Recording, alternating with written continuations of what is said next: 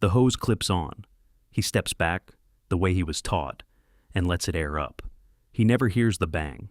By the time the sound reaches him, 80 pounds of forged steel is already through the roof of the shop, and the man who changed that tire is lying on the floor. He did everything right. That's the detail that should bother you. He stepped clear. He'd built this same tire 1,000 times on 1,000 trucks, and the one commandment every old hand beat into him, don't ever put your face over it. He followed to the letter. The wheel killed him anyway. If you ran a truck before about 1975, you knew this wheel. You didn't know it by its catalog number. You knew it by the steel cage bolted into the corner of the shop, the one nobody could quite explain to the new kid. You knew it by the air hose that was somehow always too long, coiled up like it was waiting for something. And you knew it by the rule, passed down without context, the way superstitions get passed down. You air this one up in the cage, you stand to the side, and you keep your head out of the line of it. Nobody told you why. The men who taught you mostly didn't know why either. They just knew the wheel had a name, and the name was the Widowmaker.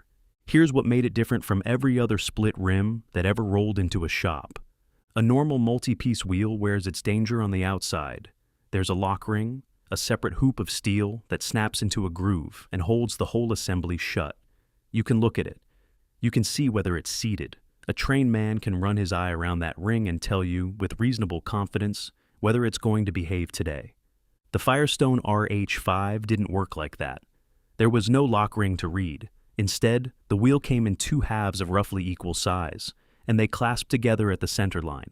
Two interlocking hands, palm to palm, holding the tire's pressure between them.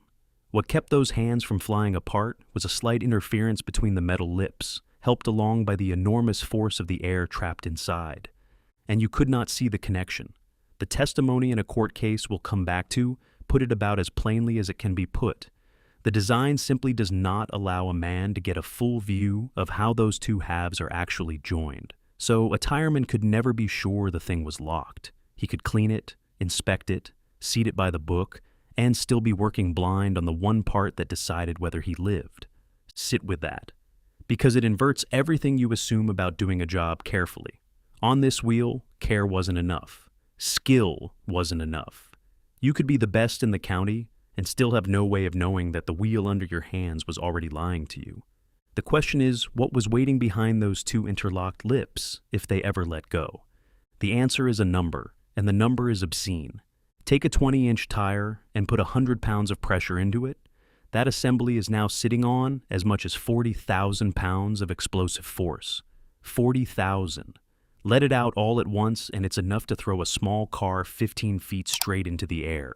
The components that come off, the ring, a side ring, half of the wheel itself, can leave at 130 miles an hour. Not thrown. Launched. And here's the part that gets lost when people picture some rare, dramatic blowout. You don't need 100 psi for this to be lethal. A loaded truck rolls around all day on something closer to 60. Run the math on 60 pounds across that wheel, and you're still looking at nearly 12 tons of force, pressing outward against that interlocking joint all the time. Not at the moment of failure, constantly. Every second the tire holds air. So, picture the real object now, not the diagram. 12 tons of steady outward pressure, trying to pry two hands apart, around the clock, for years. And the only thing answering that load is a thin interference fit between two lips of steel that nobody can see. It's a standing load on a part with exactly one job, which is to never, ever let go. Engineers have a comfortable way of talking about loads like that. They'll tell you a part is rated, that it has a safety factor, that under normal service it holds. All of that quietly assumes the metal you're trusting stays the metal you started with. On the RH-5, it didn't.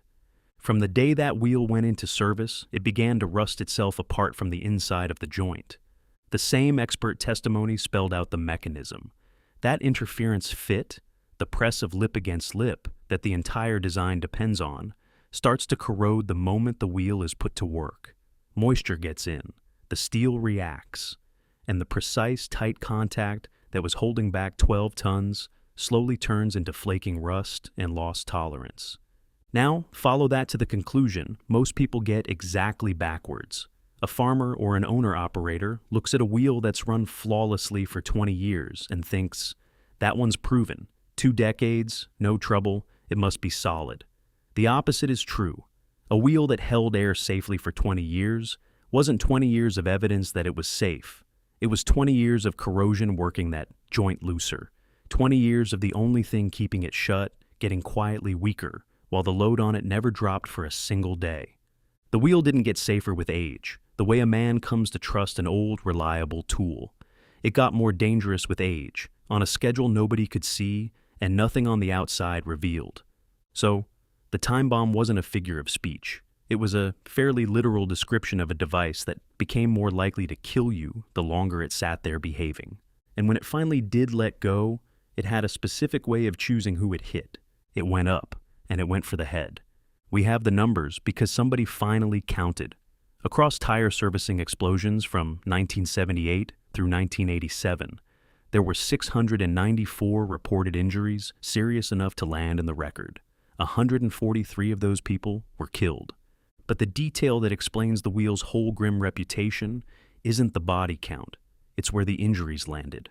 Among the people who survived, head injuries showed up in about a quarter of cases. Among the people who died, head injuries were present in 78%. Nearly 4 out of 5 fatalities were killed by a blow to the head. That's not a coincidence of geometry. That's the physics of where a man stands when he services a tire. You bend over the wheel, you lean in to seat the ring, to check the bead, to read a connection you were never actually able to read.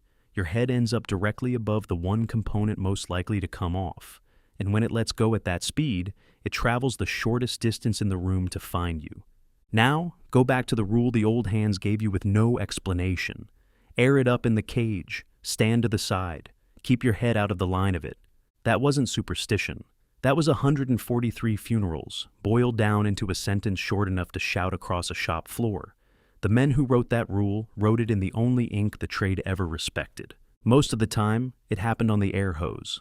About 60% of these explosions occurred during inflation, that moment of seating the tire and bringing it up to pressure when the force is climbing and the joint is being asked to do its job for the first time since the last man left it.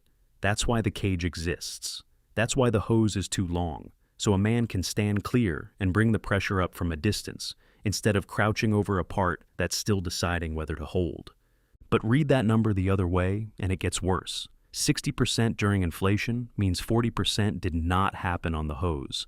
They happened during handling, during mounting, during plane movement around the shop, and that follows directly from the 12 tons we already talked about, because that load never goes away. A corroded joint at full pressure is a loaded weapon whether or not anyone is touching the valve. The litigation around these wheels got specific enough to catalog it. For each separation, investigators logged whether the wheel was still on the axle or off it when it let go. They had to. Because there was no single safe moment. There were only degrees of exposure. And this is the part that turns a horror story into your story. When people hear the Widowmaker, they picture some rare, cursed piece of equipment, an oddity you'd have to be unlucky to ever meet. It was the opposite of rare. The RH-5 hit the market in 1948, and from that year until the mid-1970s, it was effectively standard equipment. Almost every big Ford truck built in that stretch rolled off the line wearing them. Studebaker used them. Chevrolet trucks ran them too. For a quarter of a century, this was simply what a heavy truck wheel was. It wasn't the exception in the corner of the shop. It was the rule on the road. If you drove freight, hauled grain, ran a delivery route, kept a fleet alive, the machine you spent your life around was very likely sitting on 4, 6, 10 of these. The badge on the hood might have been the one you were proud of. The wheel underneath it was the one that could kill the man who serviced it. That ubiquity is exactly why this isn't history. Those trucks didn't all get crushed. They got old, and they got cheap, and they ended up behind barns and out on back 40s and in the hands of the next generation, who needed a runner and didn't ask too many questions. There are RH-5 wheels still holding air on working farm equipment and vintage iron right now, decades past the date anyone was ever supposed to trust them, sitting on that same invisible joint, rusting on the same schedule, under the same 12 tons. The Widowmaker never stopped working. It just ran out of factories building new ones. So somebody, somewhere, decided to do something about it. Sort of. In February of 1984, the federal government put a rule on the books, 29 CFR 1910.177, covering the servicing of these multi-piece wheels. Read it closely and you notice something strange about what it's trying to accomplish. It does not try to make the wheel safe. It can't. There's no procedure that turns an interlocking hands joint into a lock ring you can read. No inspection that lets a man see the thing he was designed not to see. So the rule doesn't even attempt it. Instead, it does the only thing left. It tries to contain the explosion when it comes. The centerpiece is the restraining device, the cage, and the spec on that cage tells you everything about how the regulators understood the problem. It has to be built to constrain every component of the wheel at up to 150% of the tire's maximum pressure in the event of an explosive separation, not the normal load. Half, again, past the maximum. The cage isn't sized to hold a tire, it's sized to catch a bomb. The procedure around it is the same logic carried to its end. You use a clip-on chuck. You feed it through a hose long enough that the man can stand completely out of the trajectory while the wheel comes up to pressure. You inflate it from cover, the way you'd handle anything you fully expected to go off. And then there's the line in the field guidance that says the quiet part out loud. If a cage or a barrier has been bent or sprung by a previous tire explosion, it has to be pulled out of service. Listen to that again. The safety equipment gets visibly deformed catching these wheels. The thing built to 150% of maximum pressure comes back warped and has to be retired because it already did its one job once. That's not a safety standard. That's a containment protocol for an ongoing detonation. Which raises the obvious question. If it was this lethal, this well-documented, this thoroughly wrapped in cages and warnings, why was it never simply banned? It wasn't. You'll hear people say the RH-5 was outlawed, prohibited, taken off the market by law. It wasn't, and it's worth being precise about this, because the truth is stranger. There is no national law against using one. There never was. What killed the RH-5 in practice wasn't a ban, it was refusal. Shops, one by one, decided the liability wasn't worth it and simply stopped touching them. The OSHA rule didn't outlaw the wheel either. It regulated the procedure for servicing it. It told you how to stand near the thing. It never told you that you couldn't. So the Widowmaker didn't go out in a single decisive act, struck from the record on a particular date. It went out by attrition, refused job by refused job, shop by shop, until there was almost nowhere left that would put air in one. It was abandoned, not abolished. And the reason that distinction matters comes down to what Firestone knew, and when they knew it. Because they knew early, and they put it in writing. This is where that lawsuit comes back. Dorman versus Bridgestone and Firestone, the case that pried open the company's own internal files and laid them out in a courtroom. What those documents showed is the part of this story almost nobody talks about, and it reorders everything that came before it. In 1971, a Firestone engineer made a recommendation about the side rings for these wheels, not a redesign, not a recall. His suggestion was to raise the price, to fold the cost of the product-related lawsuits into what they charge for the part. Read that as exactly what it is, a company doing arithmetic on the people the wheel was going to hurt and deciding the math worked. In 1972, a Firestone engineer identified the RH-5 by name as the most dangerous multi-piece rim in the industry. The most dangerous one, not a competitor's jab, not a plaintiff's lawyer's framing decades later, their own engineer about their own product, in their own files. By 1973, an internal memo indicated the RH-5 was being phased out for safety reasons, and the same investigation surfaced the number that turns those memos from negligence into a pattern. 360 prior incidents involving this wheel. 360. That's not a defect that surprised anyone. That's a body of evidence stacking up in a filing cabinet while the wheels stayed on the road and the men kept changing the tires. So, when an old hand stood in a shop in 1976 and aired one up in a cage with his head turned away, he was guarding himself against a hazard the manufacturer had already named, costed, and quietly decided to walk away from years before. He just didn't have the memos. He only had the rule, which left the men it maimed with one last door to try. If you couldn't see the danger and the men who built it could, you sue. You make them answer for it in front of a jury. For most of them, that door was already locked, and it had been locked for years before the wheel ever touched them. The problem was time, again, the same enemy that corroded the joint, now working against the victim instead. Remember that most of the wheels involved in these accidents were 15, 20 years old by the time they failed. They'd been rusting on schedule for 2 decades, but the law in many places barred you from suing over a product once it had been on the market beyond roughly 10 or 12 years. A statute of repose, a hard clock that starts ticking at the first sale and does not care when the injury happens. You can watch it play out in a real case. In Gillum versus Firestone, the claim against the manufacturer was thrown out.